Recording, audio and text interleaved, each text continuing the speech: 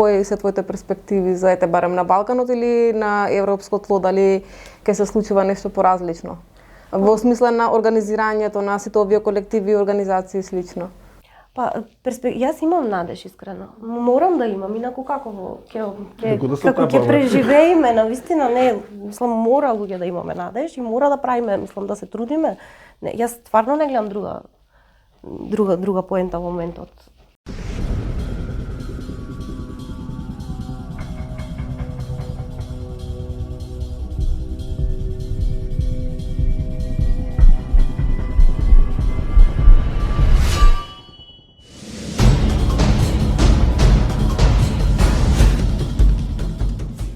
Почитувани гледачи, здраво, јас сум Джейлан Велио.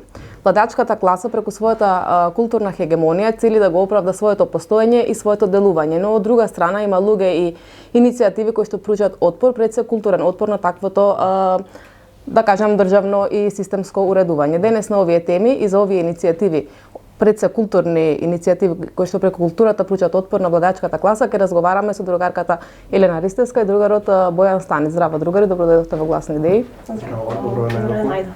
Како сте? Супер сме. Епа, прво би сакала да позборуваме малку околу контракадар. Бојан, ти си мислам дека основач на контракадар. Па од каде дојде идејата за тоа? Која беше потребата? Што не се свиѓаше во стандардниот кадар, да кажам, што мораше да се направи контракадар? Па контракадар почна 2013. Ние се собравме, усвари као јадрото на екипата беше исто бевме вклучени во организирањето на битолските протести против поскупувањето на струјата Алман. И некако тоа заврши како што заврши. Мислам во една друга епизода кажавте како заврши тоа, ама ние така си кликнавме така некоја група на луѓе и доста од нас бевме и као прилично сакавме филм и така се собравме во еден момент и разговаравме да почнеме дебатно кино, со тоа што то не е класично дебатно кино, туку контракадар е концепт кај што ние пуштаме филм и после го дискутираме филмот, ама не она дебата како две страни со минута збор, туку многу неформално се правиме муабет после проекцијата. Битно да се каже за контракадар е дека цело време се трудиме да одбереме филм за некоја релевантна тема на општеството во моментот на проекцијата, а исто дека од дискусијата не ќе се ние да биде тоа само празно млатење слама и да се каже кој е попаметен, туку сме секогаш сме пробале да излеземе со некаков акцијски план кој е возможно, се нема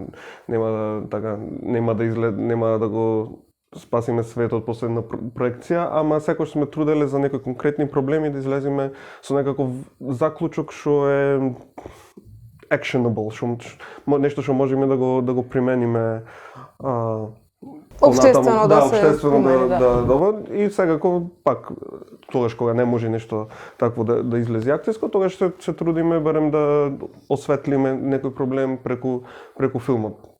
Генерално се проектират уметнички филмови, мислам зависи од темата, зависи од некојаш од гостина, пошто некојаш имаме гости, некојаш гостинот ја бира темата, ама да, сме проектирале досега 244 филма во 11, скоро 11 години, on and off.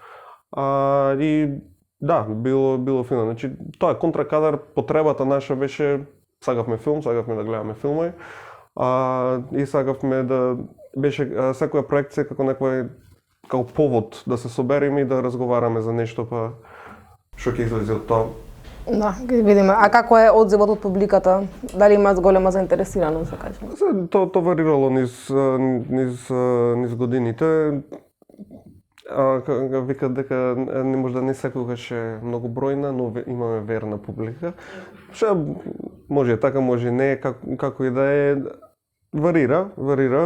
Во последно можам да приметам дека тоа не е само за контракадар, општо киното во ова ера на брзо примање информации е можда малце опаднато и не само тоа, имаме некоја индивидуализација кај што полесно ти е дома на Netflix или торент да си спуштиш филм и да се огледаш на лаптоп или на она, отколку да со намера да одиш во кино и да што мене ми е малце тажно, пошто мене тој кино момент многу ми се свиѓа. Како Добро, постои социализација, дома. Социализација, да, како колективно искусување на филмот на платното и исто така филмовите се направени да се гледат, се снимени да се гледат на големо платно, барем така било порано, кај што сега се е кондензирано на едно мало екранче, ама е окей, ние сме задоволни.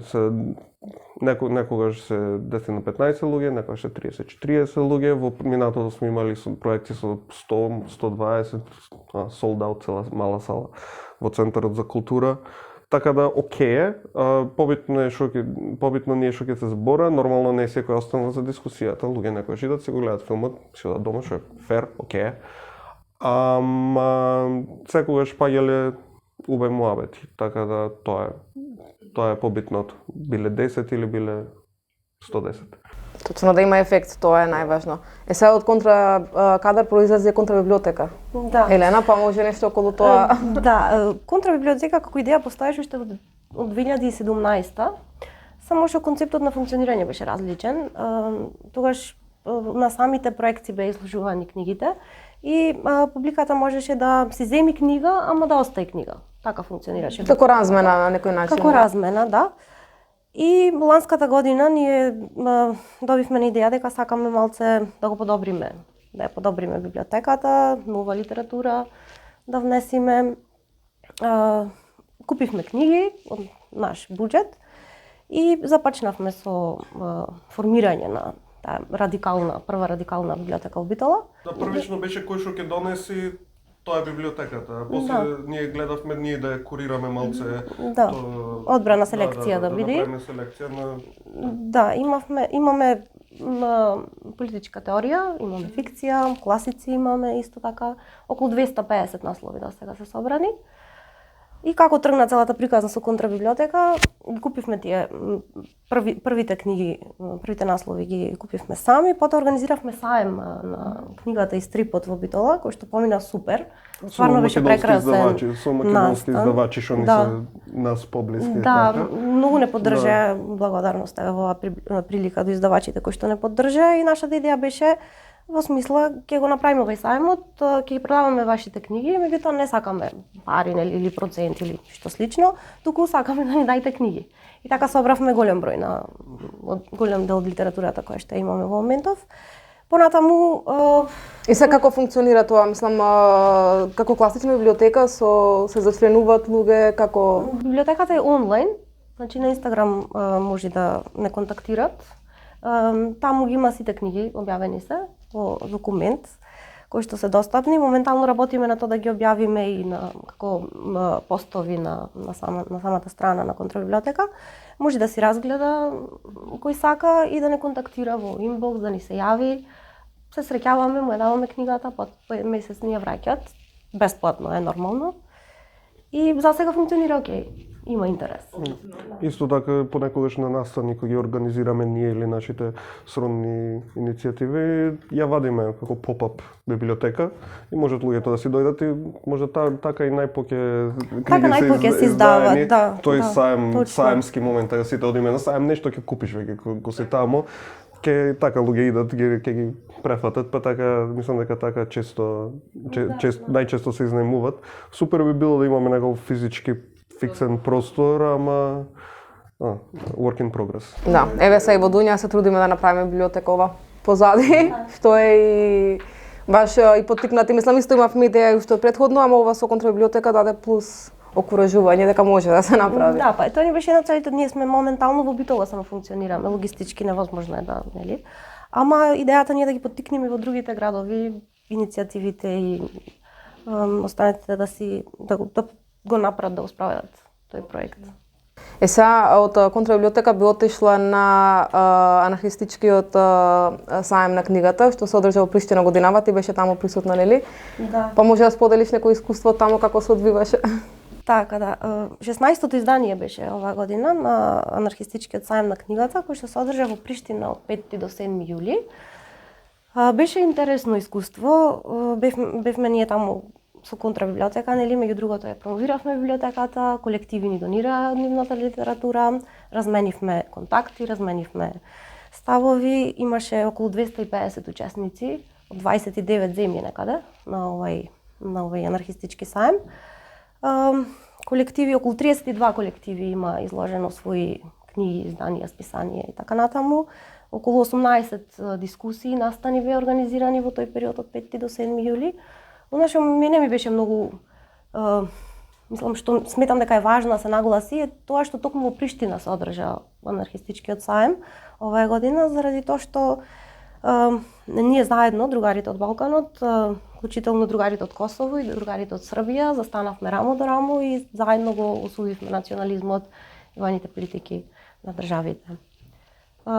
Интересно беше многу контакти се воспоставија, оттаму излезе и повикот за транснационални денови за акција против милитаризмот и национализмот. Ние како контракадар одговоривме на тој повик. Тоа беа денови од 1 до 10 октомври минатата година и ние во склоп на тие денови како контракадар организиравме проекција, проектиравме филмот Валцер со Башир. Имавме гости со кои што произлезе една многу интересна дискусија. Зборавме за борбата против фашизмот и национализмот во минатото и денес.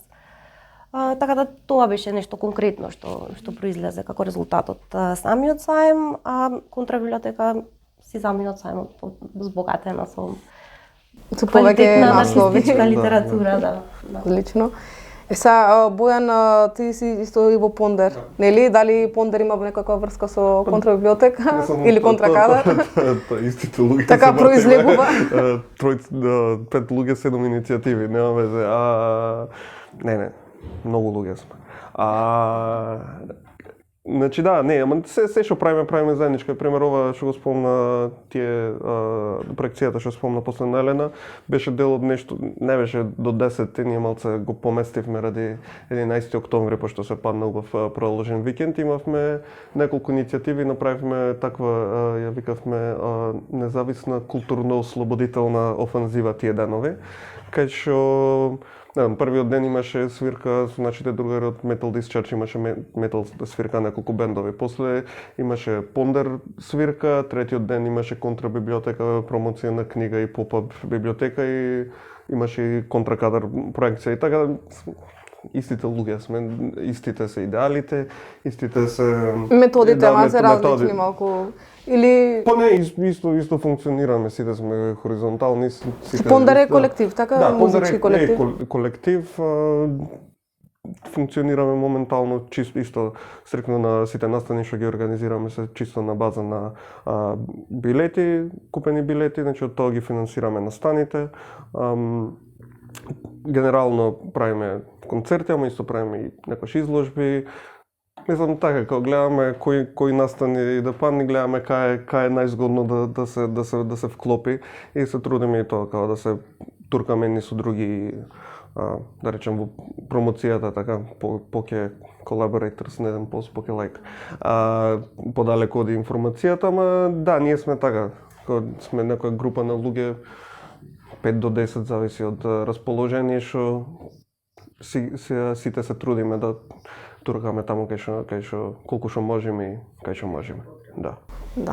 Елена, ти пред скоро време беше во Виена, учествуваше на една народна европска платформа. Па може нешто да споделиш околу тоа што се случуваше? Нели беше ти учесник, мислам дека во делот за медиумите, па нешто околу медиумите? Точно. Да, Виена беше првата народна европска платформа. Навистина беше едно трансформативно искуство. Околу 800 делегати имаше од повеќе земји низ Европа. И тоа беше првиот чекор во кој што колективи, иницијативи се сретнавме од цела Европа и разговаравме, се запознавме, разменивме искуства и свативме дека уствари имаме многу заедничко, дека борбата е заедничка на некој начин и дека можеме и не само што можеме, туку потребно е да се организираме интернационално во овие моменти од историјата. И сега состојбата во различните земји дали е различна или барам и во однос на медиумите? Во однос на медиумите е многу слична ситуацијата, значи капитализмот секаде, нели, тие корпоративни медиуми проблемите со кои што се соочуваат независните медиуми се секаде исти. Точно имаше повеќе во склоп на самата на настанот на платформата, имаше повеќе работилници, имаше работилница за фашизам, екологија, женски конфедерализам, младинско организирање, геноцидални политики. Јас бев дел од работилницата за демократски медиуми. Ние започнавме со работа пред да се сретнеме официјално во Виена. Имавме предискусии, разговаравме онлайн, спроведивме некоја анализа, сите споделивме искуство од локалниот контекст, каква е ситуацијата со медиумите. И потоа таа анализа, кога ја завршивме всушност на самиот настан, од анализата произлегоа и самите предизвици со кои што се соочуваат независните медиуми низ Европа. Сфативме, како што кажав, дека многу се слични предизвиците. Еден од најголемите предизвици на сите независни медиуми е самоодржливоста. Имено многу од другарите кои што подолг период се занимаваат со анализа на ситуацијата кажаа дека во просек независен медиум кој што сака да остани надвор од канџите на капитализмот може да обстои од 18 месеци до 3 години. Дека финансирањето, економскиот модел и така натаму се навистина голем проблем, дека за тоа се потребни решенија конкретни, бидејќи навистина влијанието на корпоративните медиуми е до страшни размери. Понатаму исто така еден од предизвиците кои што ги разгледувавме таму е, бидејќи кога ние би се занимавале професионално со демократските медиуми, тоа би било наш работен простор на некој начин и како сега ние да се организираме на работното место во склоп на тие демократски медиуми за да не го репродуцираме капитализмот со неговите извори на моќ на самото работно место. На тоа исто така го ставивме фокусот. Заклучивме дека демократските медиуми мора да бидат простор за пренесување на информации. Да, пренесување на информации кои што не стигат до нас од овие стандардните медиуми, да кажеме. Точно, место каде што ќе му се даде простор на маргинализираните, да може да се изразат и место кое што и tekako ќе го поттикнува критичкиот дискурс. Да, па место и за пропаганда, би рекла на некој начин се медиумите. Точно така, да. И на крајот излеговме со некои предлог решенија, ние ќе останеме во контакт, луѓето кои што иницијативите кои што бевме дел од тоа. Дојдовме до договор дека ќе спроведуваме европски кампањи, а она што конкретно го договоривме е кон крајот на летото, некаде крајот на август, почетокот на септември би требало да се одржи школа за демократски медиуми. Идејата е сите да работиме меѓусебно, да разменуваме искуство постојано, да ги споделуваме битките и проблемите со кои што се соочуваме и да учиме едни од други. Лично тоа било баш добро. Да. Секако тоа беше првиот чекор во патот на една соработка која што сум сигурна дека ќе промени многу во европско. Секако, секој мислам организирање на луѓето во било кој облик носи до промени, така што одлично. Бојан, ете како човек што уметноста, да кажем, ја користиш за општествени промени, дали неминовно уметноста треба да биде ангажирана? Да ме прашаше пред 10 години, ќе речев апсолутно да. Сега не сум баш толку сега цврсто на ставот дека ние мора стрикно за тоа, пошто мислам дека зборам пишеш песна, дека текстот мора да биде да таргетира. Мислам дека и личното исто така многу често политичко и дека не све мора да биде експлицитно по идеологија или по ова за да биде, пошто ти можеш да бидеш по начин политички ангажиран, по начин на функционирање, без разлика за шо пееш или црташ и сликаш. Па ќе речем, ние сме така во такви стеги од сите страни, и од капитализмот, и од државата, и од све, што самиот изблик на нешто искрено за мене политички акт, доволно политички акт. Се додека искрено, така да Што тоа е отприлика одговорот, дека искреноста во ова време на стеги, секакви репресии доволно политички акт за мене да биде валиден. Исчекор еден би бил, да. Се Елена, ти покрај нели овие присуства што си ги имала во Виена, во Приштина и слично, кои се твоите перспективи за барем на Балканот или на европско тло, дали ќе се случува нешто поразлично? Во смисла на организирањето на сите овие колективи и организации и слично? Јас имам надеж, искрено. Морам да имам, инаку како ќе преживееме, навистина не, мислам, мора луѓе да имаме надеж и мора да правиме, мислам, да се трудиме. Не, јас стварно не гледам друга поента во моментот. Толку е страшна работата, толку е, мислам, како крајно време не е, туку крајното време е поминато многу одамна. Веќе доцниме. Многу доцниме, да. Конкретно ова што се случи со Виена и то каква надеж ми даде, ние таму разговаравме и се запознавме меѓусебно и се вративме многу помотивирани да се радикализираме, да се мобилизираме сите во своите локални контексти нормално со искуството кое што го стекнавме таму и да работиме постојано. Сега перспективите. Што е клучото што треба да се направи според вас против нели вака поставениот поредок? Да се организираме. За мене тоа е клучното. Да се организираме сите во организации, здруженија, иницијативи, да пратиме што се случува со веќе постоечките иницијативи, да ги поддржиме иницијативите, да ја развиваме. Она што исто така е многу важно според мене, да ја развиваме барем ние преку ваквата работа, критичката мисла кај младите. Многу ни треба младина која што ќе е способна критички да размислува и да ги анализира проблемите. За мене очекувањата дека ние утре готова револуцијата за мене имаше Девид Грейбер, мислам, на еден цитат, ако имаме план утре дека ќе го турниме цело индустријско општество, тогаш сигурно ќе се разочараме. Затоа јас мислам дека очекувањата треба да ги сведиме на нашата најблиска околина, значи таму кај што објективно можеме да делуваме, да разговараме со луѓето околу нас, да ги разбираме нивните потреби, да се учиме еден со друг, за да после тоа некако се разгранува пошироко. Значи, за мене секогаш очекувањата се и така иницијативите функционираат. На нашата најблиска, што можеме да направиме за да го направиме нашата најблиска околина, да ја направиме подобро место за живење. Колку што можеме, колку што не држи газот.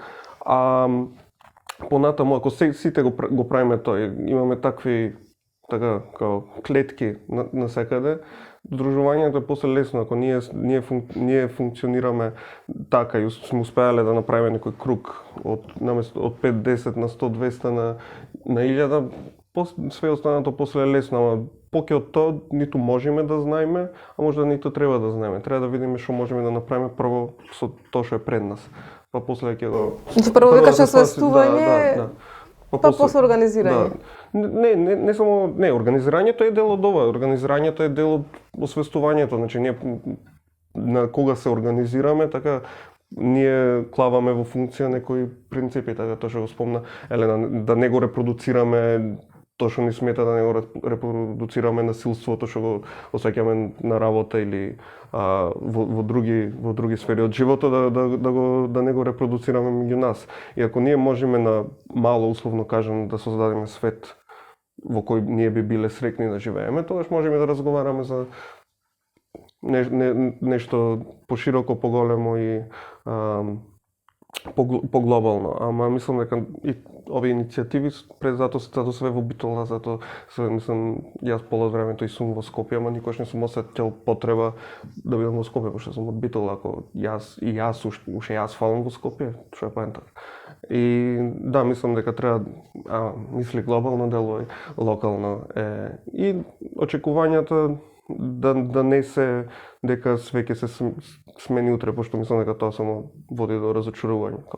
Треба да работиме со тоа што е пред нас и до кај стигнеме другото здрави живи.